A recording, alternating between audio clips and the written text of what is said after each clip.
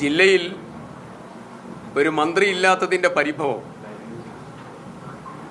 പലരും പറയുകയുണ്ടായി. സമാനമായിട്ടുള്ള സാഹചര്യങ്ങൾ സ്വാഭാവികമായി എല്ലാ ക്യാബിനറ്റ് വരുമ്പോഴും പലയിടങ്ങളിലും ഉണ്ടാവും. അത് പ്രവർത്തകരുടെ ആ വികാരത്തോട് പൂർണ്ണമായും യോജിക്കാൻ ആഗ്രഹിക്കുന്നു. അതോടൊപ്പം മുഖ്യമന്ത്രി മുതൽ മുഴുവൻ മന്ത്രിമാരും കോഴിക്കോട് ജില്ലയോട് പ്രത്യേകമായിട്ടുള്ള പരിഗണന കാണിക്കും എന്നുള്ളതും മന്ത്രിയില്ലാത്തതിൻ്റെ ഒരു വൈഷമ്യം ജില്ലയ്ക്ക് ഉണ്ടാവില്ല എന്നുള്ളതും പ്രത്യേകം ഈ സന്ദർഭത്തിൽ പറയാൻ ആഗ്രഹിക്കുന്നു. മറ്റൊരു പ്രധാനപ്പെട്ട കാര്യം കാർഷിക വകുപ്പുമായി ബന്ധപ്പെട്ടുകൊണ്ടാണ്.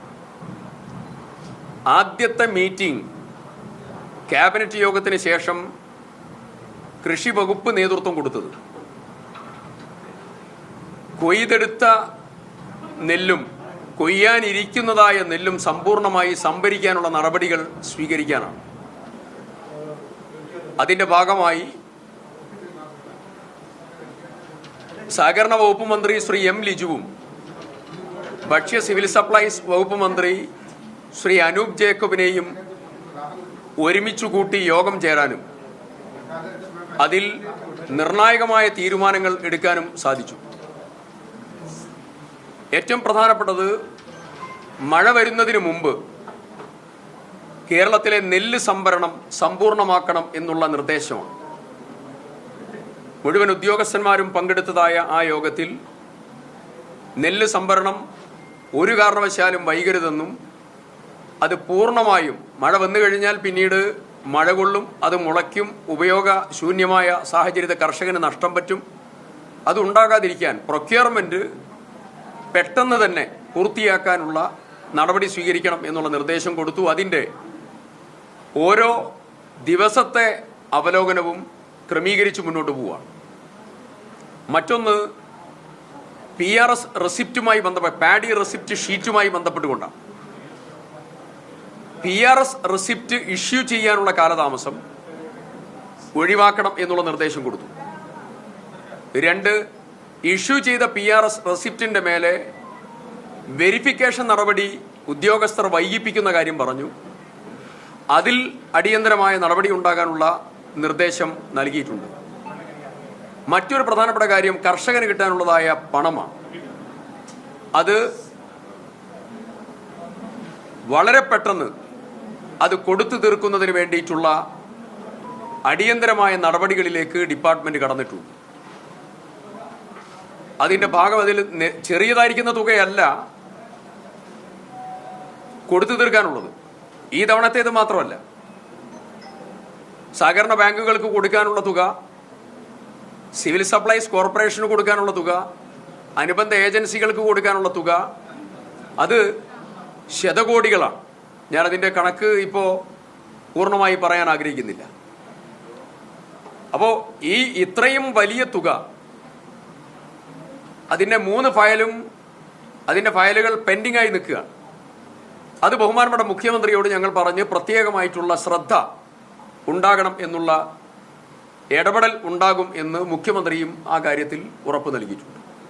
പൂർണ്ണമായും കർഷക താൽപ്പര്യം സംരക്ഷിച്ചുകൊണ്ടും അവരെ ചേർത്ത് നിർത്തിയും കൃഷി ആദായകരമാക്കാനുള്ള നടപടികൾ സ്വീകരിച്ചും വിജ്ഞാന വ്യാപനത്തിന് നേതൃത്വം കൊടുത്തും വിപണി സൗകര്യമൊരുക്കിയും പുതുതലമുറയെ കൃഷിയിലേക്ക് ആകർഷിച്ചും മുന്നോട്ട് പോകാനുള്ള നടപടികൾക്ക് വകുപ്പ് നേതൃത്വം കൊടുക്കും.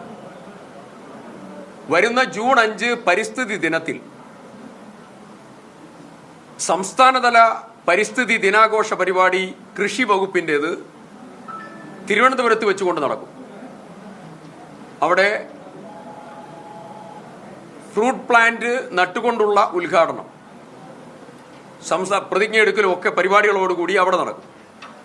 കേരളത്തിലെ മുഴുവൻ പഞ്ചായത്തുകളിലും തദ്ദേശ സ്വയംഭരണ സ്ഥാപനങ്ങളിലും വിദ്യാഭ്യാസ സ്ഥാപനങ്ങളിലും പരിസ്ഥിതി ദിന ആഘോഷ പരിപാടികൾ കൃഷി വകുപ്പുമായി സംയോജിപ്പിച്ചുകൊണ്ട് വിവിധ ഡിപ്പാർട്ട്മെന്റുകളെ കോർത്തിണക്കി നടത്താനുള്ള തീരുമാനവും മുന്നോട്ട് പോയിക്കൊണ്ടിരിക്കുകയാണ്. മുന്നോട്ടുള്ള പ്രയാണത്തിൽ നിങ്ങളുടെ എല്ലാവരുടെയും പിന്തുണയും സഹായവും പ്രത്യേകം ഉണ്ടാകണമെന്ന് പറയുന്നു. ഉപദേശ നിർദ്ദേശങ്ങൾ ഉണ്ടാകണം എന്നുള്ളത് പറയുന്നു. പൊതുപ്രവർത്തനത്തിൽ നല്ല അനുഭവ സമ്പത്തുണ്ട്. പക്ഷേ ഒരു മന്ത്രി എന്ന രീതിയിൽ തുടക്കക്കാരനാണ്. അതിൻ്റെ പരിമിതികളുണ്ട്. പഠിച്ചുകൊണ്ടിരിക്കുകയാണ്. റിസർച്ച് നടത്തുന്ന വിദ്യാർത്ഥികളുമായും അതുപോലെ കാർഷിക മേഖലയിലെ സയൻറ്റിസ്റ്റുകളുമൊക്കെയായി കഴിഞ്ഞ കുറച്ച് ദിവസങ്ങൾക്കകം നീണ്ട കൂടിയാലോചനകൾ നടത്തി. ആ കൂടിയാലോചനകൾ തുടരുകയാണ്. മറ്റൊരു പ്രധാനപ്പെട്ട കാര്യം, വിഷൻ 2031 അത് നടപ്പിലാക്കുന്നതോടുകൂടി കേരളത്തിൻ്റെ അന്തരീക്ഷം മാറും.